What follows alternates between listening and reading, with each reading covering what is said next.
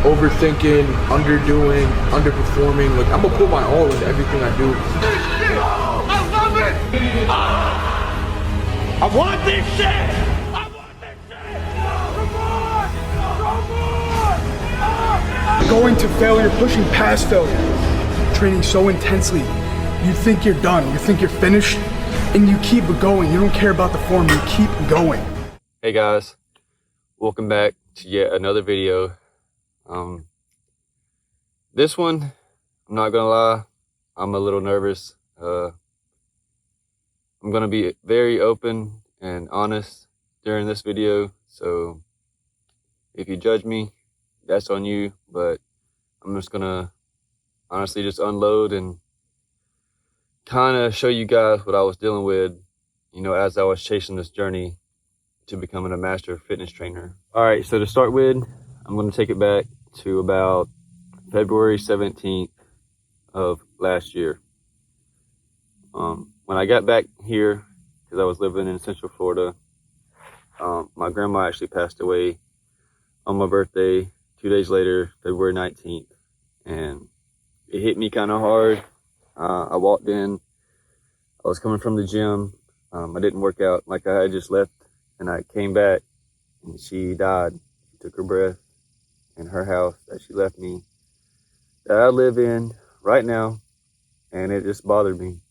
Like, I didn't really think about how much like it kind of stuck to me until, you know, later on when I started realizing that it was really affecting me. So moved past that. I'm still chasing my dreams in fitness, but at the time I didn't have the brand started. I didn't have the podcast started. I lost like 25 pounds when I got back. Like, I went from like 178 to like, it was sad. Like, I could see on me how frail I was getting, how small I was getting, and I was so depressed and so sad. I was working out like 3 times a day. I wasn't properly eating, and it just kind of took its effect on me, and it started hitting me hard again, that people started calling me small. They're like, oh, you worked out every day, like you're little. Because in high school, that's all I got. You know, I was small, and it kind of discouraged me. So I took another course. I already had the certified personal training course. I took another course to, you know, progress my education, and it kind of got my mind off of it.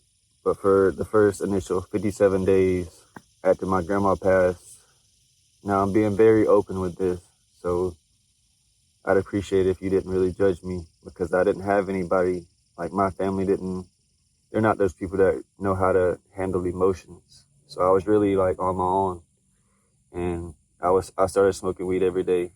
For 57 days, I didn't have a job. Obviously, as an adult, you got bills. They were rolling in, and I just let them go. I didn't pay them. And instead, I did something very reckless. I invested like $2,000 of my savings money that I had been saving into starting the brand, and then the podcast. I bought like 1 or 2 things for it. And then I started working at the rehab center as a CNA. And I started getting back together. My mom helped me get my finances back up because I was just in a dark time. I wasn't eating. I just woke up every day, to be honest, and just felt worthless, felt miserable. Because the only person that truly loved me and showed me like the unconditional love is my grandma, who took me in when I was 2 weeks old and raised me ever since, even though she was old. I never got to go out much. I never really got to spend time outside of the house with her, so I was always home. I guess that's in a sense why I'm always at home. I always like to be home, feel safe, feel like home is my peace. You know, I go to the gym, let all my emotions out, and I come back. But then after that, my dad is sick. He has a terminal disease, and he got some news that he was gonna probably pass away sooner than expected. And it's just hard seeing him every day, you know, going down, and him putting on a front like he's not, especially after my grandma hit me, because that was like the first real death that I had seen. And like I said, it stuck with me and showed me like this life could be over like that, you know. And I was always like, yeah, whatever, until it actually happened to me. So take my advice and spend time with your loved ones. Tell them that you love them, and really just be there for them. That's all you can do, because if not, you're going to regret it. I regret not to be there for my grandma when she was passing away. I didn't know how to act. Like, it hit me so hard, I couldn't even help her. And that's sad to say, but it just hit me. So after my dad got the news, I started another class. What you're going to pick up on is every time something bad happened, I would take another class to progress my education, try to get better, try to improve myself, and it just kept my mind off of things. So my brother is younger than me by 2 years, and he's always been a troublemaker. I'm not going to say his name or nothing, but he was in prison for a year, and my grandma had left us the house.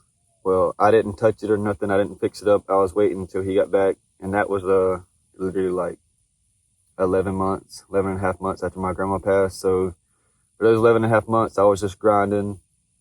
I started work as a CNA, and I started every paycheck building up stuff for the podcast. Like, I'd get a chair, and I'd get the table, the rug, the mixer, the mic. Anyways, until I got it all. And I loved working at the rehab, like being around the older generation and just listening to their stories. I started learning more about life, and it was just nice to see them really open up and talk to me, because a lot of them don't get to see everybody, and it kind of fulfilled me a little. Honestly, just being there for them, even though I was struggling, it was just nice. And I've always been one to push past, even if I'm feeling bad or sad, I'm still going to show up. You might can see it on my face like I'm a little sad or depressed, but I'm going to show up and put the work in. And I used to think that was a bad thing, but now I realize it's what's got me to this far. Well, anyways, my brother came back. He got released for 24 hours. I got to see him, only 24 exact hours. And a lot of you know this. I feel bad for even putting this out again or speaking on it, but in order for you guys to truly know how I feel, I really want you guys to know the full story. I'm not ashamed. It was out of my control. And a lot of what I'm learning is a lot of the stuff that was happening to me or around me was not in my control. That's why in the gym, I could control what I was doing. I could control the reps, the sets, the rest times. Like, it was just something I had control over. My brother left that afternoon, and I didn't know where he was for like 2.5, 3 hours. I was texting him like, hey, I love you. When you come back, I locked the front door. I said the back door's unlocked. And then I took a nap. I was only laying down for 30 minutes, and I woke up to these loud knocks, and I looked outside, I opened the door, and it was 3 cops. Now I'm thinking, whoa, what did I do? Well, it turns out they told me to get in the car. I didn't hesitate. I got in the car. Drove to the rehab job where I work at, and also where my mom works at, and I saw her there, and she didn't look too good. You know, what I saw with her stuck to me. Turns out my younger brother, I got out of prison, and I still don't understand this. I'll never understand this. But he raped my mom. And I didn't know how to take that. I didn't know how to act, because like I had waited so long for him to be back, because I was alone for so long, just suffering, not eating, just hitting the gym and feeling like I didn't have no hope, like it just wasn't meant for me to happen. So I just kept going with faith, honestly, just with faith. I started praying to God and asking him to guide me along and show me that I had a purpose in this life, because I started to think that I didn't. Well, after that happened, I let her move in with me. She was going through it with her husband, and that was taking a toll on me, going back and forth, seeing him emotional. I was already emotional, but I just didn't show it. Seeing my mom just cry, just call me crying, and everybody talking bad about her at the job. and just around town, it made me not even want to go out. My anxiety just got so high because of how my family, like what they were going through, and I just wanted to stay home. I didn't want to show my face. Well, after that happened, I was smoking weed every day because I was just so depressed and sad. Like every day I would smoke weed. And I was in the National Guard. I'm going to be completely honest. They gave me an honorable discharge for failing a drug test.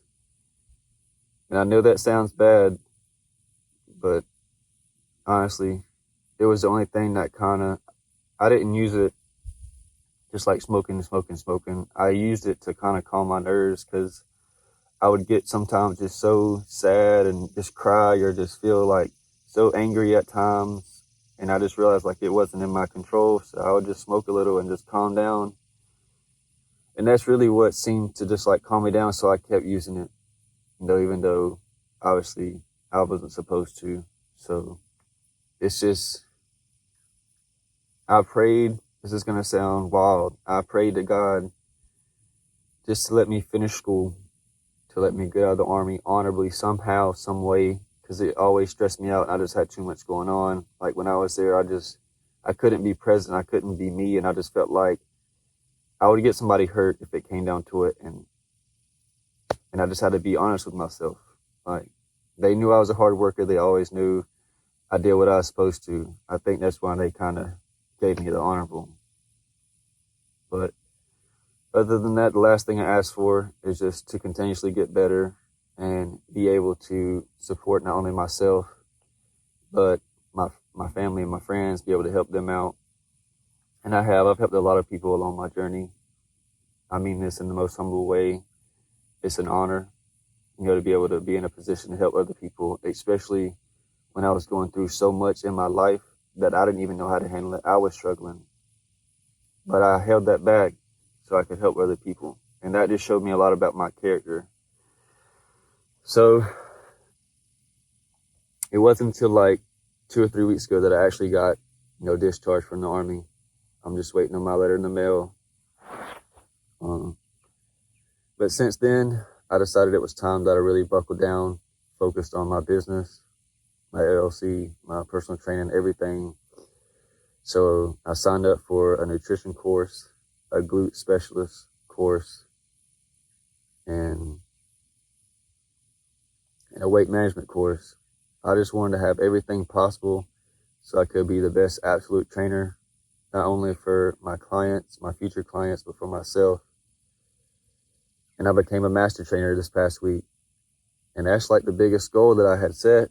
I didn't ever think I was going to reach it, not this soon, but I had pushed myself so hard. I took 3 10-week courses in a week that consisted of 300 questions on the exam, multiple choice, 18 written response, and then one had 18 10-question quizzes, 13 10-question quizzes, and like 15 10-question quizzes. But I was just getting after it. I'd go to the gym. I'd lock myself in the room. I would just take a break to eat, and I would just get with it. And it showed off, like it paid off. I passed, and I'm a master trainer, and I was happy. Like I was really and truly happy that I did that. Like I felt like the more I think about it, I was trying to prove myself to you guys, like show you that I actually knew what I was talking about. Because as I was starting to gain traction, a lot of people started hating. And I guess that's part of it. You're always going to have the people that hate you, people that's envious of you, and they don't know your true story. Like, that's why I'm so big on not judging people, because I don't know what you're going through. You don't know what I'm going through. And this kind of helped me grow in a sense. And I'm glad that God took me along this journey, because the person that I wanted to become, I became. And I wouldn't have became this person if I'd have just went about it my own way. It's sad to say, but I got everything I asked for. And becoming a master trainer, it proved something to myself. And it's kind of been something I've been waiting on so long, because I was always trying to prove myself. And like I said, to other people, and coming to the realization that I was actually proving something to myself. Like all these times I post this motivational stuff, reflecting back, a lot of what I was putting out and saying is stuff that I wanted to say to myself. And I'm glad that it helped motivate and inspire a lot of you guys, because the stuff that I was saying, like I was really going through, that was really how I was feeling. It's just sometimes I would post TikToks of what other people said because I just couldn't put them into words. I'm still learning how to talk. This low-key has given me anxiety, but I'm going to be who I am. I'm going to be open. I have no reason to lie. If you judge me, like I said, that's on you. I just want to be the best that I can. I want to learn from my mistakes. I want to grow. So right now, it's a new chapter in my life, and I'm very excited. I kind of took this weekend off to kind of just clear my mind and think about my next move. And I think I know it. Like I said, I finally proved something to myself. And along this journey, I became a nutritionist, bodybuilding specialist, all this stuff, master trainer. And I have everything in my hands and in my brain and my heart to get it to where I can compete on stage. And the thing is, I don't need a coach. I don't need to pay for a coach. Along this journey, I have acquired everything I needed, all the knowledge. As long as I dedicate myself and my time to it, I can compete on stage, self-made. And I don't know if many people do that. I don't know if that sounds crazy, but that's what I'm going to do.